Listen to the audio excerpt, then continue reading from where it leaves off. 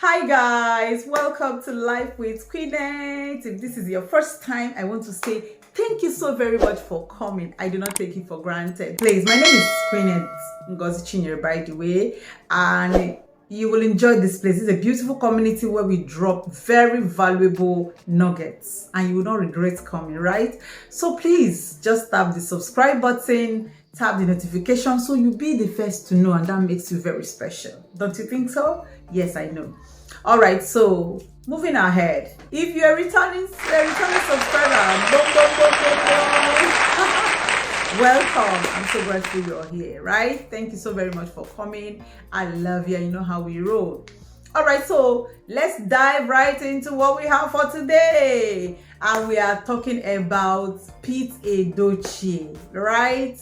Pete Edochie is a household name. So the legendary Nollywood actor just turned 76 years. You heard me right, 76. All right, he turned 76 on March 7th, right? And well, if you're just coming for the first time, you know Pete Edochie. He's popularly called Petedochie by friends and colleagues. So this man just turned 76, and by all means, he should be grateful. He should throw a bash, right? He should be happy. He should be joyous. Of course, he thanked the Lord because it is God that gave him strength, the life, and everything. The idea here is that Pete Edochie, the veteran actor, took to his Instagram account to lament on the state of Nigeria. So let's hear him out. I didn't say that, right? So let's hear what he has to say, and then we'll come back and make some analysis. Hello there. I am 76 today. Yeah. And I thank the Almighty God whose magnanimity has brought me thus far. Ordinarily, I should be a very happy person. I should celebrate. But I'm not happy. Yes, I am not. I can't go to the bank and get money which belongs to me. I can't. And I am told it's for my own good. I can't go to the filling station and buy petrol for my car. It's gone beyond my reach as a common man. Again, well, it must be for my own good. Yeah, it must be for my own good. It's for my own good. Now look at electricity. It has always been epileptic. As far as I remember, today it has gone worse. I tried to find out why.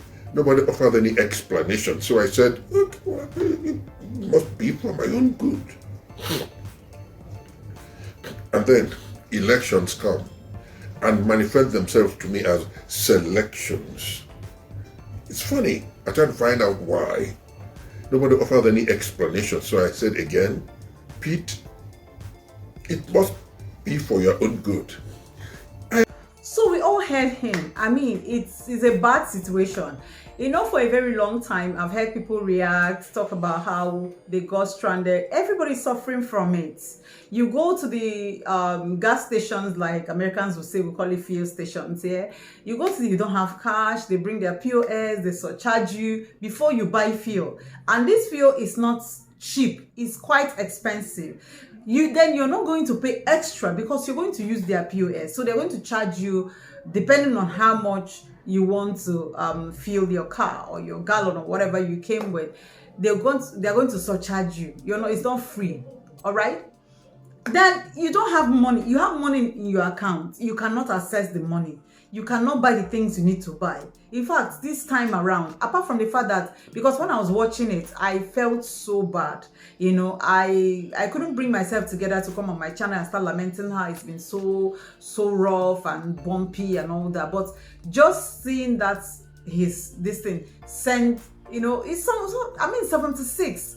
His friends, his colleagues, his children, everybody's like, oh, daddy, we need to have a birthday party. And he's angry, he's not happy.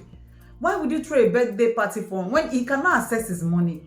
He cannot buy fuel because even the price of fuel, the way it skyrocketed, as if it was a joke, from December From December, we thought it was a joke. January, and it's just there. Okay, so how many persons can afford that in an economy where an economy that is not stable, like not stable, anything can just come up, and even whether the policies are good or not, they just hit you. Now he also talks about, I mean, I don't want to talk about the politics and all that happened, and because it's not over yet, okay? It's not Uhuru. We're still going to get there. So for those of you that have given up, me, I'm not giving up, okay? We'll say keep our hopes alive, believing that only the best will happen, right? So that's what he was saying. He was thinking, and he said, the place that actually caught me was when he said that being in Nigeria is a full-time job. Is a full-time job. Those of you that are abroad, you'll be complaining, because I heard a lot of people complain abroad is difficult. You work, I have an aunt that will always tell me I will stand for 14 hours, 16 hours, and all that. And I'll be rolling my eyeballs because, I mean, you have the job. You can come out from this job and go into this job. Here, even when they're not paying you, you can imagine where people will work for 3 years. I'm not joking here. This is not a joke. For 3 years, they are working and they are not paid. They have families. They have extended family members who are also depending on them, who have trained them, sent them to school. They graduated, got married, have their own family. Those people are still there. I mean, their parents, their cousins, just name it. Everybody is expecting so much from you, and yet you're unable to feed yourself. And these same people are coming back and asking us, okay, elect us, so that we go and do what? We go and be sleeping when bills are being passed. It's very, very annoying. I listened to him and I felt like, and we're people who believe, oh, we're going nowhere, this is our country, this place. Even when we had chances, we say, no, I'm not traveling, I want to stay here. Nigeria is a good place, blah, blah, blah, blah, blah. Yes, and it is. But the leaders had made it a terrible place for us to live and survive. You can imagine an old man's 76th birthday. Some people did not see 50, some did not see 60. Yeah, and he's clocking down to 80. And he's feeling so bad about his country, Nigeria. Go to the comment section, tell me what you think about it. Do you think it's worth staying in Nigeria? Do you think we should all japa? Even if we're going to be washing toilets or be sweeping or be doing... Like, this country is a place where even when you had gone to school, first degree, you come out, no job. Second degree, you go and do your masters because you're waiting, you're hoping. You take... It's not... Some people did masters not actually because they want to, but instead of just lying idle, not doing anything, say, let me go back to school. You're not... After master, you don't have a job. Some people go ahead to say, okay, let me pick PhD form. They are finished. They are still there. Some people start business. The taxes, the policies will not allow the business to thrive. And so you ask yourself, what exactly are we going to do? How do we survive in a country like this? I had to get 10,000 naira, 10,000 naira from someone who told me that his house is close to my bank, and that is his house by 5 a.m. 5 a.m. I hope he heard me. No, I didn't say 5 p.m. He will leave his house by 5 a.m. Go, and because that's when people come to queue. They'll go and queue up, fill forms. The security people will send the forms, then they fill the forms, and then they wait till maybe around 8 when the bank staff will be there. Then the bank staff will arrange themselves, do this, do that. Then maybe they start calling the numbers from around 12. They will stay from 5 a.m. I didn't read it anywhere. The person told me. In fact, I had to tell the person, can you get me a teller so that I will fill the form so you can get for me? He said okay. It was a guy. He said okay, there was no problem. I filled the form, I signed. He had to take the teller to go and submit it so that if he comes tomorrow, he will not be waiting till when they start calling it. Guess what? Even the security men in the bank will have to collect a cut because they are the ones submitting the teller for you. They will arrange it according to the people who they have small business with.